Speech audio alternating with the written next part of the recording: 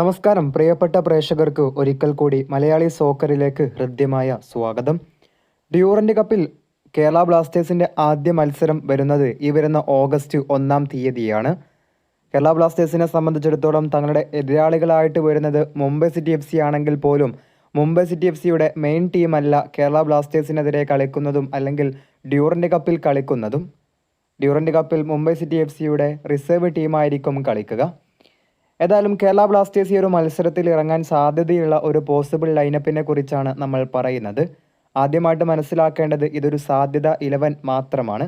അതുകൊണ്ട് ഇതേ ലൈനപ്പിലെ ബ്ലാസ്റ്റേഴ്സ് ഇറങ്ങൂ എന്നുള്ള അവകാശവാദമൊന്നുമില്ല.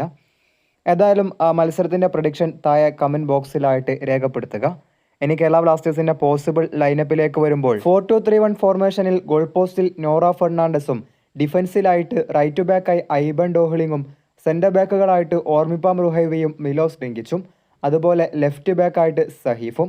അതുപോലെ ഇനി മിഡ്ഫീൽഡിലേക്ക് വരുമ്പോൾ അസ്ഹറും ഫ്രെഡിയും ഡിഫൻസീവ് മിഡ്ഫീൽഡറായി കളിക്കാൻ സാധ്യത കാണുമ്പോൾ സെൻറ്റർ മിഡ്ഫീൽഡറായിട്ട് അല്ലെങ്കിൽ അറ്റാക്കിംഗ് മിഡ്ഫീൽഡറായിട്ട് എഡ്രിയാൻ ലൂണയും അതുപോലെ തന്നെ റൈറ്റ് വിങ്ങറായിട്ട് രാഹുൽ കേപ്പിയും ലെഫ്റ്റ് വിങ്ങറായിട്ട് നൊഹ സദോയും കളിക്കാനുള്ള സാധ്യത കാണുന്നു.